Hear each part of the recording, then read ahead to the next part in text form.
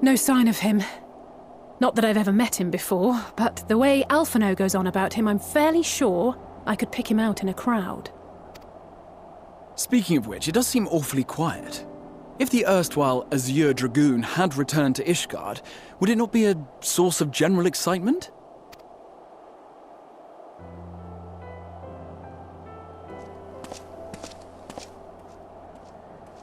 First the Scion's Coinkeeper, and now you. I'm beginning to think these meetings are more than mere coincidence. Not that I'm complaining. It's been too long. Too long? You look an ilm taller and twice as rugged. It suits you, Alphinaud.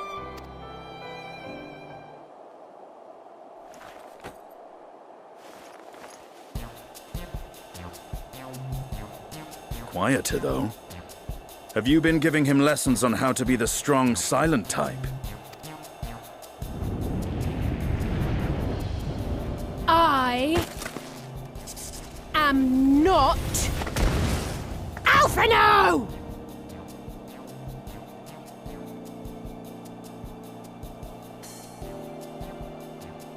If the two of you are such firm friends, perhaps you should remember what he looks like. And what do you mean, rugged? Ugh! Had my brother mentioned what an oaf you are, I'd never have bothered looking for you in the first place. Estinian Wormblood, the Azure Dragoon. He who fought and felled the dread worm Nidhogg at the Warrior of Light's side. To think the day would come when I should see this living legend with my own eyes. Would someone mind explaining what is going on?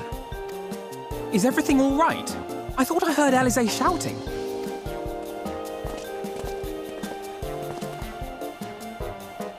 Estinian! It's been too long.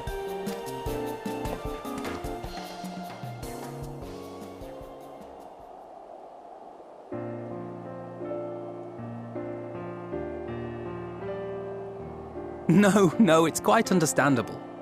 That was hardly the first time we've been confused for one another. Nor, I suspect, will it be the last. Well, I, for one, will not be making that mistake again. What I will say, for the second time today, is that you've grown. Inside and out. I can tell. One can't remain a spoiled little lordling forever, you know.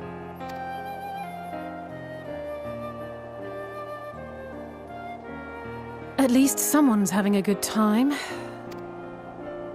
You know, when we were growing up, Alphinaud would never befriend other boys because he couldn't stand the thought of not being in charge.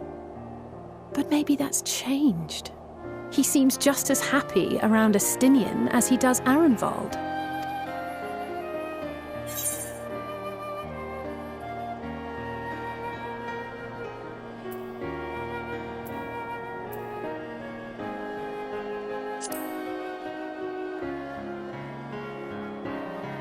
I wouldn't be so sure. He still loves nothing better than the sound of his own voice.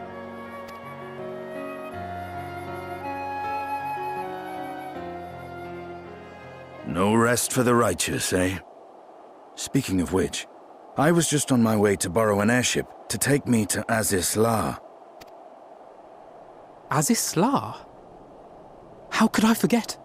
The dragon with whom Bahamut shared the deepest of bonds. Aye, Tiamat, his mate.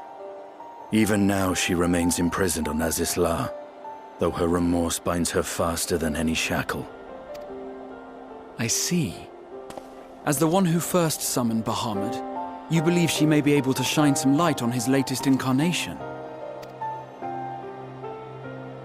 Might I suggest that we make the journey to Azisla together? I'm not sure if Tataru mentioned this, but we Scions have an airship of our own now. I see no reason why not. Assuming your sister can bear the thought of sharing a deck with me. Be my guest. But confuse me with Alphinaud again and I'll throw you overboard.